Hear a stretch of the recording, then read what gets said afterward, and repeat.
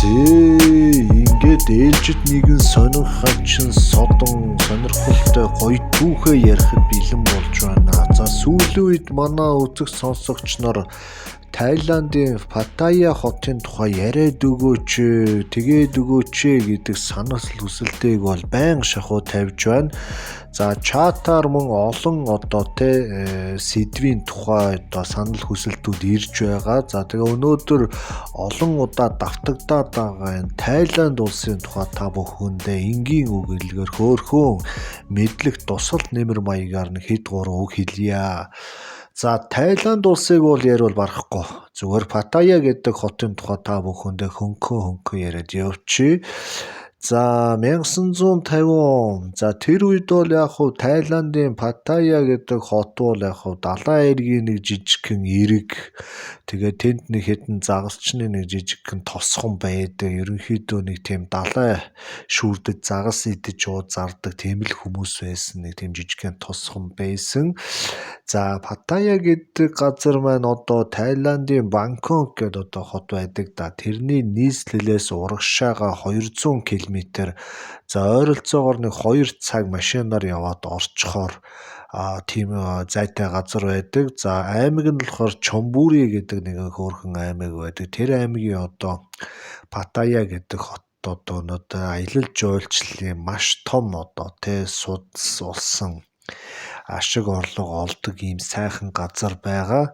За Паттайя бол түрүү хэлсэн тосхон загас барьдаг хүмүүс байсан гэж. За энэ хот тосгон ингэж байдгаараа байж идэл 1950-ад оны дундуур Америк, Вьетнамын дайн эхлэх үед энэ хэсгийн нутаг дэвсгэрээр бол асар их хэмжээний Америкийн цэргүүд болон холбоотнууд Тайландад бол хүрэлцэн ирсэн байдаг. За ингээд Тайландын хажуугаар шууд яваад Вьетнам руу орчин, за мөн Камбож руу яваад орчих тийм учраас стратегийн хувьд бол маш сонирхолтой, ашигтай байрлал гэсэн үг. Ийм учраас барууны орны цэргүүд энэ Паттайягийн ойролцоо байрлаад эхлэх үед миний санаж байгаа 1969 оны үед ойролцоогоор нэг 550 мянган цэргийн албан хаагч энэ хавьд байсан гэж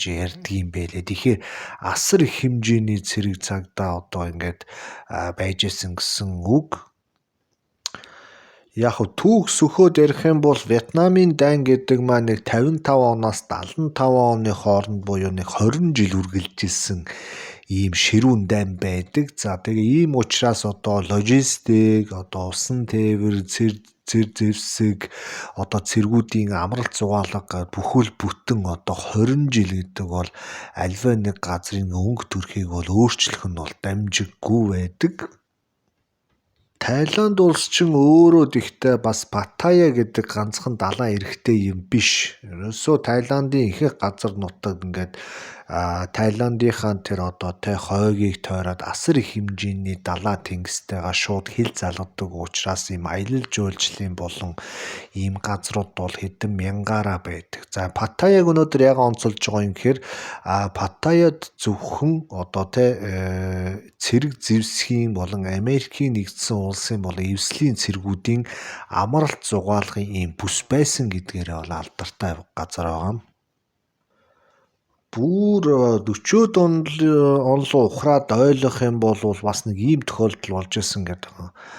Тайландын нэгэн томхон бизнес хийдэг мөнгөтэй төгрөгтэй хүн Паттайягийн энэ далайн хойг буюу булангаар ингэж явж байгаад нэг зүйлийг их ойлгосон гэж. Тэр нь юу гэсэн үг вэ гэхээр яг тэр Паттайягийн эрэг хавцаа улс бол маш тийм цэнгэг, цэвэрхэн дээрээс нь хүчтэй биш байгаа нь аялал жуулчлалын салбарыг хөгжүүлэхэд ер нь ирээдүйд ашигтай байна гэдэг тийм анхны бизнес санааг бол 40-од оны үед нэгэн бизнесмен бол олж харсан байна.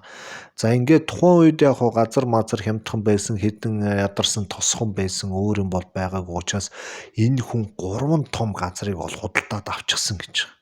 За ингэж авангуудаа эндээ одоо жижиг сажиг одоо дэм буудалч гэдэг юм уу, хоолны газарч гэдэг юм уу, иймэрхүү юмнуудыг байгуулад хүмүүсийг бол баг багаар татсан байгаа. За татахтаа ингээ гэрүүлүүдийг ингэж татах маягтай юм жижигхэн хөөрхөн програмуудыг бол идэвхжүүлж чадсан. За ингэнгүүт тайландын одоо дотоод аялал жуулчлал буюу гэрүүлээрээ нэг аятайхан газар очиж амарья гэсэн хүмүүсэд Паттаяд ирж исэн байдаг юм байна.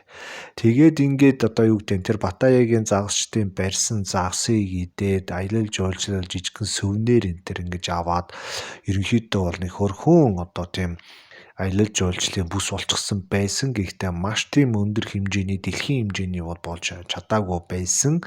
Ингээд Вьетнамын дан эхлэх үед одоо Америкийн нэгдсэн улсын тэнгисийн явганд цэргүүдийг одоо энэ Паттайя гэдэг одоо аялал жуулчлалын энэ хэсэг газруудад бол нутаг зааж бол амрааж исэн байдаг юм байлээ. Тэгэхээр тухайн үедээ ойролцоогоор нэг 20-30 мянган цэргийн албан хаагч одоо нэг дор одоо нэг ээлжээр ирж амраад буцаад одоо усан онгоцондоо суугаад өөрсдийнхөө байрлал руу явцдаг байсан. За эхэндээ бол яг ингээ гэр бүлүүд их хвчлэн ирдэг байсан газар гэдгийг ойлгох хэрэгтэй шүү. Гэтэл Америкийн цэргүүд ингэж олон мянгаараа ирээд энэгээр байрлаад эхлэнгүүт Америкийн нэгдсэн улсаас маш олон тооны одоо Америк цэргүүдийн эхнэрүүд энд Паттаяд ирж нөхөр сүүдэртэйгээ уулздаг байсан тийм одоо түүх байдаг. Тэгэхээр яах вэ гэхээр Паттаягийн одоо тосгонууд өөрсдийнхөө хүчин чадлыг нэмэгдүүлээд жижиг дэм буудлуудыг бол маш олноор байгуулж чадсан. Ерөнхийдөө орлогын нь ихэнх хувь нь дандаа л Америкийн цэргүүдээс ирж байсан. Америкийн цэргүүд чинь яг тухайн үедээ дайнд оролцож байгаа ч гэсэн цалин мөнгө ихтэй, дээрэс нь Паттаяд ирж амрахын тулд хамаг мөнгө төргөө одоо хэмнэж ягаад Паттаяд ирэхээр ерөөсө цацчихдаг гэсэн. За энэ нь одоо тухайн бүс нутгийн Америк найз залуутай болов, Америк хүнтэй бас нөхөрлөе гэсэн хүүхнүүдийг бол одоо татж байгаа. Энэ бол ойлгомжтой. Залуучуудын хооронд тэгээд эрхэж нөхөрлөх юм бол байна. За дээрэс нь Америк эмэгтэйчүүд ирж өөрсдийнхөө нөхөр сүүдэртэй уулзаж нэг 7 хонцод буцаад явцдаг. Иймэрхүү гэр бүлийн одоо эргэлтийн маягийн газар байсан байдаг. За ингээд Америк цэргүүд ч яг тэрүүгээр ирсэн. За тэг яг муу нэртэй Америк цэрэг гэж бас дан Америк гэж ярьж явахгүй. Энэ дэр чинь одоо Вьетнамын дайны үед ч ойролцоогоор 1,700,000 одоо мянган цэрэг байсан гэж ярьдаг. Тэрний нэг тэд нар бүгдээрээ Америкийн цэргүүд байгаагүй. Одоо өмнөд Солонгосын 320 мянган цэрэг байсан, 50 мянган одоо Австрали цэрэг байсан, Англи цэрэг байсан, орны ийм одоо эвслийн цэргүүд байсан гэдгийг бас та бүхэн ойлгоорой. Тэгэхээр хүн болгон тэр цэрэг болгоны ар гэр одоо аав ээж авгаа хүүхэд нөхөртөөгөө уулзах гэж ирэхдээ Паттаяд ингээд уулзчих нь хин хиндэ үнэхээр амарс хоол унд заагас цаг агаар газар зүйн онцлог одоо хугацаа хожно гэдэг юмар бол асар амархан байсан. Тэгэхгүй одоо нэг Австрали цэрэг Тайландаас буцааж Австрали орчоод гэр бүлтэйгээ уулзаад буцаад ингээд байралтай ирэхээр асар их хугацаа авчих. Тэгэхээр зүгээрс хоёр талаасаа цуглаад Паттаяд уулзчих нь бол хин хиндэ бол амар байсан нь бол ойлгомжтой. За ингээд яах вэ? Тэгээд цэргүүд ирж байна, залуу хүүхнүүд ирж байна, хоорондоо үерхэж нөхөрлж байна, уулзж байна. Бас ийм Тайланд найз зөвхөнтэй болъё гэсэн янз янзын хүмүүс бас ирж исэн. Тэрийг дагаад ингээд сайн муу янз янзын амьдрал бол тэнд үүсэж исэн бол тодорхой. Тэгээд тэнд нь ингээд яг тэр эрэлт хэрэгцээг дагаад асар их хэмжээний одоо хоолны газрууд, тоглоомын төвүүд, шөнийн цэнгэний бар, буудал, ресторан гэх мэт бүх зүйлүүд одоо ингэж одоо байгалийн жамаараа органик хөгжлөөрөө хөгжөөд өнөөдөр хүрсэн байдаг. За Америкийн цэргүүд бол үнэхэрийн энэ Паттаяг өндөр хөгжилтэй болоход бол маш том үүрэг одоо нөлөө үзүүлсэн хүмүүс бол мөнөөсөө мөн. За энэ Америк цэргүүдээ хянж цагдахын тулд одоо тухайн үеийн цэргийн цагдаа нар бас Паттая дээр бас байнгын байрлаж цэргүүдийгээ бас Тайландын ард иргэдтэй бас хэтэрхий бас янз янзын асуудал үүсгэх гэдгээр хяналт тавьж ирсэн. Мөн Тайландын цагдаа нар армийнхан бол ерөнхийдөө хяналт тавиад бүх юм дэг журманд бол нам байгаад хөөрхөн байж исэн байдаг. За ингээд 1975 он болоход бол ойролцоогоор нэг 20 жилийн дараа гэхэд Америкийн цэргүүд одоо Вьетнамын дайнаас буцсан. За ингээ буцсангууд орлогын их үүсвэр бол ерөнхийдөө байхгүй болчихсон. Ингээ Паттая гэдэг одоо том тосхон одоо хот өөрөө одоо цаашдаа яаж өөрөөрөө тижээж авч явах вэ гэдэг одоо тийм түүхэн хэцүү шалгуурт бол тулсан гэж үздэг. Яг тэгэхээр Паттайя шиг мянган далайн эрэг Таиландд байгаа. Эрэг болгоно нь гоё. Гол нь аль эрэг нь бусдаасаа төрүүлж хүмүүс татах вэ л гэдэг дээр одоо маркетинг болон том бизнесийн өрсөлдөөн бол явагдаж байгаа. За ингээд Паттайя бол тухайн 75 онд бол уналтанд орсон. Яг энэ үед нь олон Тайландын бизнесмэнүүд Паттаяд асар их хөрөнгө оруулж гсэн байсан. Өчнөө олон өндөр жочид буудал, бар, ресторан, одоо нэг алдартай Walking Street энтер гэдэг өчнөө энэ зүйлүүдийг хөгжүүлчихсэн байсан. Гэтэл нөгөө нэг Америкууд нэг яваад өгчихсэн. За одоо ингээ яах вэ гэсэн чи Аз болж одоо нэг Америк цэргүүдийн яриа хөөрөө те илүү түүх янз янзын зүйлүүдээс нь болоод дэлхийн одоо тэрцмаа барууны Европын, Австралийн одоо тийм залуучууд одоо тэг хүмүүс энэ Паттаяг аюу их сонирхож эхэлсэн. За ингээд энэ нөхдүүд ингээ байн баг багаар наашаа ирсэн. Энэ үед Тайланд улс одоо аялал жуулчлалыг хөгжүүлэхийн тулд том тийм зоригтой алхмуудыг бол авч хэлсэн байдаг. Жишээ нь одоо Тайландын Бангкок хот руу одоо дэлхийн хаанаас ч нисээд ирсэн маш хямдхан байхаар бүх одоо нислэгийн тийзүүдийг бол одоо ингэж шийдэж өгсөн байгаа. Тэгэхгүй бол одоо Тайландтай одоо жуулчдаараа өрсөлддөг маш олон улсууд байдаг Азийн. Тийм болохоор тэднэрээс одоо ганц сондгоор арга бол одоо энэ нислэгийн тийзийг маш хямдхан байх. За ингээд энэ нь бас үр дүнгээ өгөөд одоо Австралийн болон Английн бас бус орны одоо жуулчид ингээл ирсээр л байсан. За ингээ 1980 он гэхэд одоо ойролцоогоор 2000 буудал нэг дор хэдэн мянган гэдэг лээ 80 мянган ор гэдэг лөө одоо тэ жуулчин хүлээж авах хэмжээний тийм зочид буудлын нэгдсэн дид үтсийг бол хөгжүүлчихсэн иймэрхүү байсан гэж. Яг нь Паттайя хотыг анх тосхон гэдэг статусаар нь Чомбури аймаг хариуцаад явж исэн боловч одоо хуульд нэмэлт өөрчлөлт оруулад Паттаяг хот гэдэг статустай болгонгууд энэ хот одоо аймагаас зөвшөөрөл аваад байхгүйгээр шууд хотын статусаараа бүгцүүлэг зодоод ингээд маш хурдцтай хөгжөөд ирсэн гэж. Тэгэхгүй бол болохгүй байсан гэж. Яагаад тэгэхээр Паттайя чинь өндөр хөгжихийн хэрээр хүн ам нь нэмэгдэхийн хэрээр тэнд нь одоо тог цахилгаан ус одоо ариун цэвэр дид бүтэц зам харгуу орон байр бүх юмнууд нь ингээд тулаад ерөнхийдөө жоохон хэцүү болчихсон байсан гэж. Ингээд гингүүд одоо 3 том дүүрэг болгож одоо Паттаяг хуваагаад шууд салбарлаад хөгжүүлээд явчихсан байна. За тэгээд аялал жуулчлал гэдэг зүйл маань бол үнэхээр хагтал хөгжсөн. Одоо жишээлбэл Тайланд улс чинь за яг Паттаяг ярих юм бол жилд 5-6 сая жуулчин бол одоо зөвхөн Паттаяд ирдэг гэж. Бангкокоос зүгээр л 200 км-ийн зайд байдаг жижигхэн далайн эрэг дээр 5-6 сая жуулчин ирж ийн гэдэг та бүхэн ойлгох хэрэгтэй. Паттаяд очисон хүн бол тэнд ховсдуулдаг. Тэнд одоо удаанаараа байхыг хүсдэг, донддог тийм газар гэж одоо хүмүүс бол ярьдаг. Яагаад тэгэхээр ерөөсөө тэнд чинь зугаа цэнгэл идэж юух, аялал зугаалах, наргиц цэнгэл бүх боломжийг чинь тэнд хангачсан. Хагтал одоо 1955 оноос хойш өнөөдрийн хүртэл бүр тултал хөгжүүлчихсэн газар. Та зүгээр мөнгөө өртлөөл Паттаяд оч тэгэл тэнд ерөөсөө та амрах завгүй тэнд жинхэнэ яг эрх дураараа байх боломжтой газар гэж. За яг Тайландын бусад янз янзын газрууд бол байгаа. Гэхдээ Паттаяд бол хүмүүс асар ихээр очдог. Тэр зам Walking Street. Walking Street гэхээр манайхан нэг тийм одоо баахан нүцгэн шалдан хүүхнүүд зөсч байдаг хүй хай ингэдэг дэгдэг гэж ойлгоод байгаа шиг байна. Та нар бас юу яаж болохгүй шүү найзуудаа. Амьдрал бол аялал юм аа гэдээ алдаатай оноотой бодлогогүй алхам хийж яваад Тайландд ч бас асуудалд оров. Тайланд улс чинь биеийн үнэлтийг хуулиараа хориглочихсон улс гэдгийг та бүхэн ойлгох хэрэгтэй шүү. Тэр бар рестораны үүдээр хүн амьтанд дуудаад чаргууцалтаад байгаа хүүхнүүд болвол тэр бар ресторанд одоо үйлчлүүлэгч олж өгөөд тэндээсээ одоо бар рестораныхаа эзэдээс бонус авдаг тийм хүн байгаа шүү.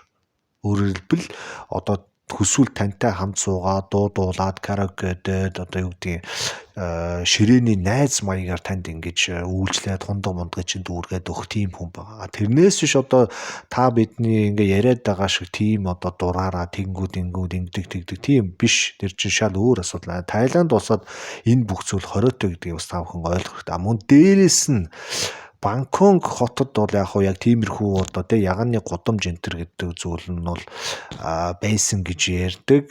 Яг Паттаяг бол та бүхэн амар том яганы гудамж гэж ойлгох юм бол маш том андуур. Тэр чинь бол зүгээр аялал жуулчлал хүмүүс амарч зугаалдаг тийм хөөрхөн одоо гудамж байгаа. За яг янз янзын орны хүмүүс бол хэлдэг. Тэр цэма Паттаяг хариуж байгаа цагдаагийн ажилтан бол хэлэхдээ манай энэ хотод бол тэр биеийн үнэлэлт бол одоо тийм байхгүй. Дээрээс нь аюулгүй байдал, авилгал, хээл ахуул гэдэг юм бол байхгүй. Цагдаа бол энэ бүх зүйлийг маш сайн хянаж байгаа. Тэгээд үе бид нэр одоо энэ бар, ресторан, савнуудад маш том гинтийн үзлэг шалгалтыг бол хийдэг. Ямар нэгэн гэмт хэрэгцэл гарч ийн үү гэдгийг бол хяндгаа гэдгийг бол одоо байнгын хариуцлагатайгаа хилээд байгаа.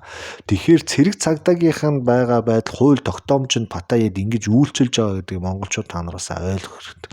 За тэгээд тэндээс бол ингээд хүмүүс үерхэж нөхөрлөөд одоо ингээд одоо тэр үйлчлэгч гэдэг юм уу ширээний хүмүүстэй ингээд сайхан найз нөхөд болоод тэр баарнаас гараад ажлын цаг дуусаад ингээд явхад бол энэ бол хоёр хүний хоорондын харилцаа. Энд одоо ямар нэгэн тэр баарны эзэн мэдсэн ямар ч тийм бол байхгүй. Энэ бол өөр тусдаа асуудал. Хувь хүмүүсийн хоорондох асуудал. Хин нэгэн тэр хүмүүсийг зуучлах, биеийг үнэлүүлэх тийм бүх зүйл чинь хуулиараа хориотой. За гадаадын иргэд одоо Паттаяд ирээд юу хийдэг вэ гэхээр бизнес хийж болж байна. Үлдэрлэг хөрөнгө авч болж байна. Дээрээс нь тэтгэврийн одоо янз янзын хүмүүс ирж одоо энэ Тайландд тэр зам Паттаяд орж бас ирж амьдарч байгаа юм тохиолдлууд байгаа. Энэ юутай холбоотой гэхээр манайхан бас буруу ойлгоод хүүхэн шүүхэн үгүй тийм ерөөсөө байхгүй. Паттая болон Тайланд улс чинь өөрөө одоо зочлонтгой байдлаараа дэлхийд бүр ихний топ 5-д ордог тийм тайван сайхан уур амьсгалтай Тайланд хүнийг ерөнхийдөө нэг инээж байгаа одоо тийм илдэг хүн гэж одоо төсөөлж ярьдаг. Тэр нь юу гэсэн үг гэхээр тантай яг л инээж харьцсан бол яг явган явдал чинь инээсээр байгаад ингээд сайхан үйлчлээд соёлтой боловсралтай ингэж байгаад явуулах тийм хэмжээний хүмүүс гэсэн. Нэгдүгээр тэр хүмүүсийн харилцаа байна. Хоёрдугаар хоол хүнс байна. Гуравдугаар амьдралын өртөг байна. Тэгэхээр ийм ашигтай ийм уян зөөлөн зүйлүүд байгаа учраас энэ гадаадын иргэд Тайландд ирж бизнес хийх, цаашдаа ажиллаж амьдрах иймэрхүү одоо хандлагууд их байдаг. Жишээлбэл энгийн жишээ хэлэхэд одоо Францын иргэд Тайландд бол асар ихээр ирж одоо амьдарч байгаа. Энд чинь хүүхэн шуухан хайж авч ирээд байгаа юм биш. Ерөөсөө л Тайландд амьдрах тийм сайхан аятай тухтай тайван орчин байна гэсэн үг. Хууль тогтоомж бүх юм нь ойлгомжтой. Гадаадын иргэн тэр Франц, энэ Монгол, энэ Америк гэсэн байхгүй. Тантай болон бусадтай яг л нэг ижил төвшөнд харьцна. Тэгэхээр яг энэ зочлонтгой байдлаараа бол дэлхийд бол үнэхээр алдартай. Бид нар чинь болохоор Монгол шиг зочлонтгой улс байхгүй энэ төр гэж яриад байдаг. Гэтэл эхлээд Паттая ороод үзчих. Тайланд ор, Вьетнам ор тэгжиж та хэн илүү зочлонтгой гэдгийг би сэтгэлээрээ мэдэрнэ гэсэн. Тэгэхээр амьдрал бол аялал юм аа гэд юу руу чамаагүй сэтгэлийн хөдлөөр хүмүүсийг гүйлгэж гэдэг хүмүүс маш энэ үгийг маш болгоомжтой хэлж явах хэрэгтэй. Тэгэхээр Паттаяг одоо явж аялгаж байгаа хүн байх юм бол миний одоо энэ хийж байгаа видеог бас жоохон сонсоод явах юм бол танд амар хэрэг болно. Зүгээр таныг би гоё чалгадаал амьдрал бол аял юм аа одоо яв гэл явуулчих юм бол та Паттаяд ч болдгол дуусна. Яагаад тэгэхээр Паттая ч өөрөө амар олон гадаадын иргэд амьдардаг. Тэр тусмаа гэмтэргийн гаралт Тайландын Бангкок хотоос 10 дахин их байдаг. Ойлгож байна уу? Тэгэхээр ийм амар актив эрсдэлтэй хот. Мөн дээрээс нь маш том гэмтэргийн бүлэглүүд болон мапууд Паттаяд суйрлан байрлаж ажил төрлөө явуулж идэг. Тэгэхээр тэнд бүх янз янзын асуудлууд гарах эрсдэлтэй гэсэн. Дээрээс нь Тайландд амиа хорлдог ихэнх одоо гадаадын иргэдийн бараг 70-80% нь Паттаяд болдог. Амиа хорлоод байна уу? Амиа хорлсон болгож тавиад байна уу гэдгийг бас та бүхэн бодох хэрэгтэй. Тэгэхээр та бүхэн ойлгож байна. Амьдрал бол аялал юм аа. Паттая орё, тэр гудамжаар нэг гүйе гэж бодож байна уу?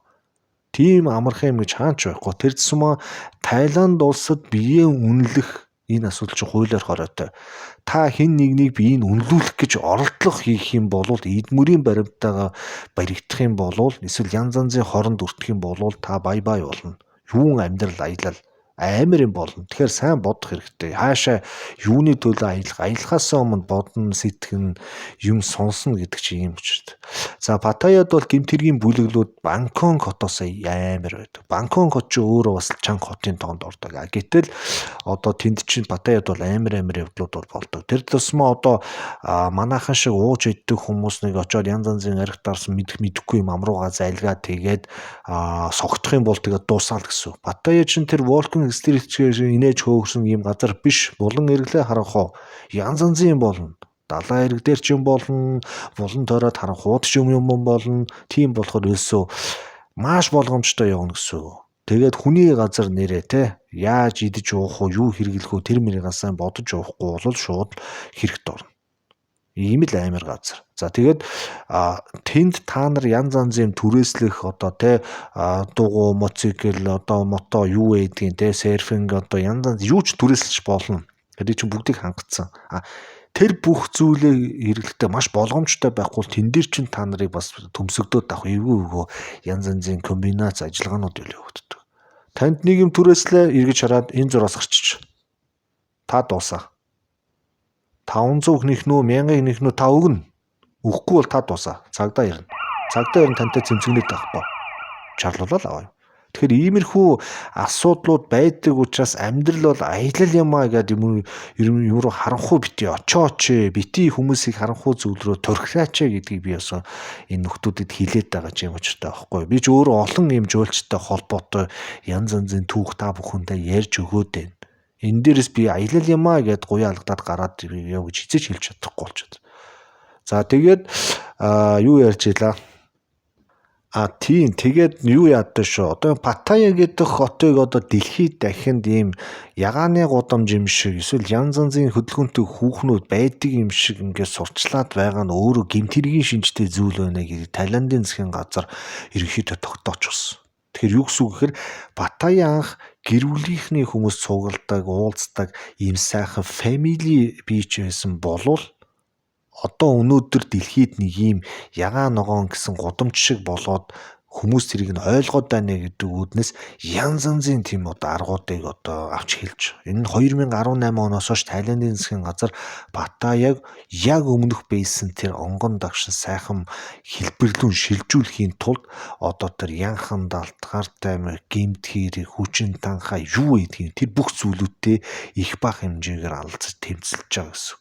Тэгэхээр иймэрхүү зүйлүүдтэй тэмцэлдэж яхад та тэнд тийм байдгийм байна гэж чөлөөтэй байдгийм байна гэд ойлгоод очих юм бол та шууд хэрэгт холбогдох өндөр эрсдэлтэй.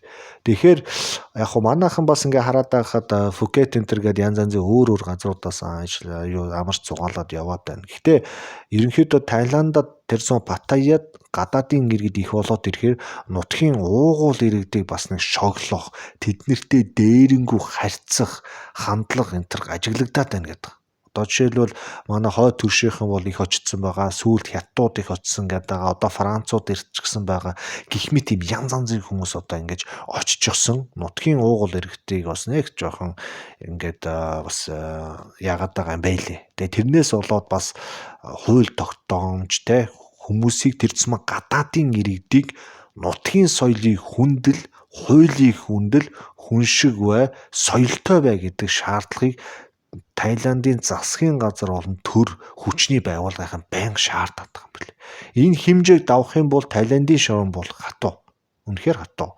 Паттайя гэдэг хотыг та бүхэн ягааны гудамжаар бодоод ингээд доод тархиараа сэтгэхэд байх бол хэрэггүй. Паттайя гэдэг чинь аялал жуулчлалаас гадна бас Мутай болон Тай боксын бас их орон болцсон ийм газар.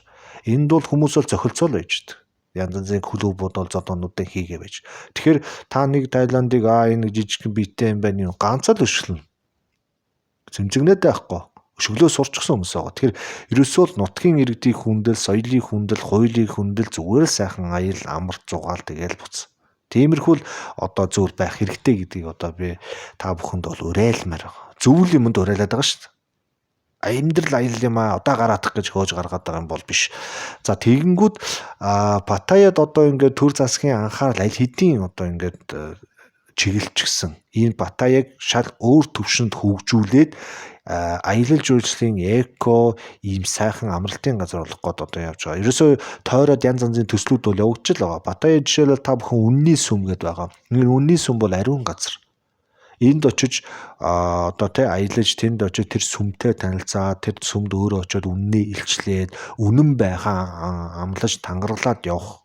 Дээрээс нь одоо ингээд гой ботаникийн одоо цэцэрлэг тойроод одоо янз янзын тийм хүний гой зөв талаас нь амраах алжир стрессэн талх янз янзын ажлууд бол явж байгаа. Америкууд ирээд нэг жоохон муу нэртэй болчихсон тэр одоо Паттаяг эргүүлээд аюу хөөрхөн нэр цэвэр болох гээд одоо ингээд чадхатаараа бүгд хичээж байгаа. Бүх Тайландууд хичээж байгаа гэдгийг та бүхэн ойлгох хэрэгтэй. Тэгээд жишээлбэл одоо Тайландууд за жишээлбэл одоо Паттаяд очиод янз янзын одоо гадаадын иргэд янз янзын ааш авир гаргаж байгаад одоо цагдаа нарт буудуулж байгаа янз янзын тэмдгэл бичлэгүүд бол байдгийн байл.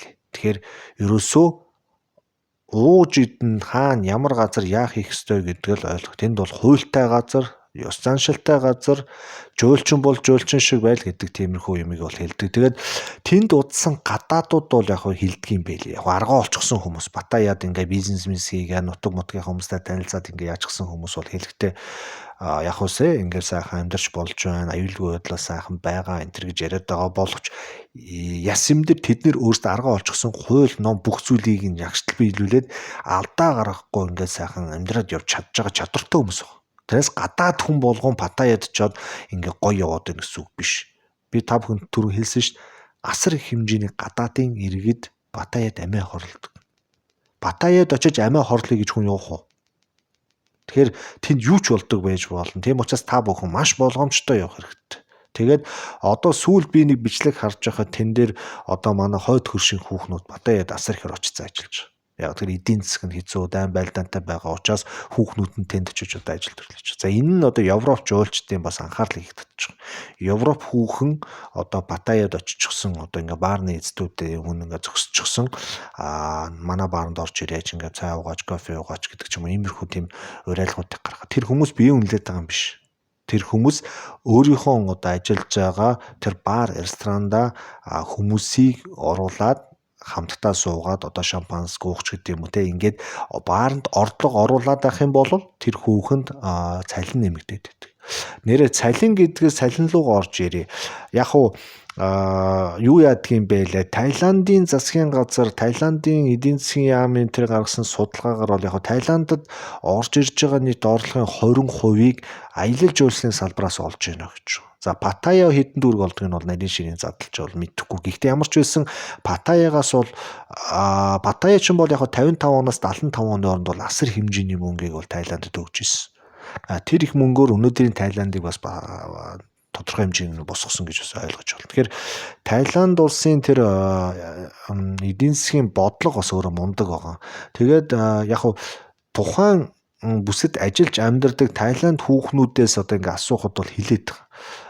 Бусад нутгуудад очиход бол яг цалин бага. Энд ирэх юм бол ойролцоогоор нэг 5-аас 6 дахин хэмжээний цалин одоо бусад аймагуудад олдгоос илүү мөнгө олдгоо гэдэг. Энэ юу гэсэн үг гэхээр тэнд илүү их гадаадын жуулчин ирж гин, илүү их одоо клиентуудтай байна, үйлчилгээ сайн авж гин. Гадаадууд евро, доллар одоо яан юугаар ингээд мөнгө төлбөр төлж байгаа учраас тэнд асар хэмжээний мөнгөний урсгал байгаад байгаа гэсэн. Тэгэхээр тэнд ямар ч бизнес хийсэн танд ашигтай байх магадлал өндөр байна гэсэн. Тэгэхээр яг ийм болоод байгаа. За яг хуу Таиландд ингээд сарын одоо дундад цалин гэж үзэх юм бол $600 гэдэг. За манай Монгол мөнгөөр хэд юм бэ? 2 сая юм уу? 2 сая жоохон гарan ч юм уу. Иймэрхүү байгаа. Яг Паттаяд бол ирээд та ямар нэгэн одоо газар ажилд ороод ингээ ямар нэгэн байдлаар ингээд орлоготой залгах юм бол нэг 5 дахин илүү одоо орлого олоод байна гэж. Тэгэхээр 3000 хүртэлх одоо долларын цалин бас олчих тийм боломжууд бас гарч. Тэгэхээр эдийн засаг талаасаа бол Паттая гэдэг бол Таиландын маш чухал газар. Ийм учраас Тайландын засаг захиргаа тэр газрыг одоо нөгөө павела шиг ч юм уу эсвэл ямар нэгэн гэмтэргийн бүлэглэлийнхний гарт ингээд бүрэн дүүрэн өгчихгүй аюултай газар болгочихгүй тулд маш өндөр хяналт анхаарал тэнд тавьж байгаа гэсэн. За ингээд өнөөдрийн оруулсан Таиландын Паттайя хотын тухай мэдээлэл та бүхэнд таалагдсан болол дардаг барьдаг бүх юмнуудаа дараад сайхан тэгээд дараагийнхаа гоё түүхүүдийг сонсоод яваарай. Тэгээд тун удахгүй та бүхэндээ өөр илүү сонирхолтой гоё гоё түүхүүдээр уулзъя.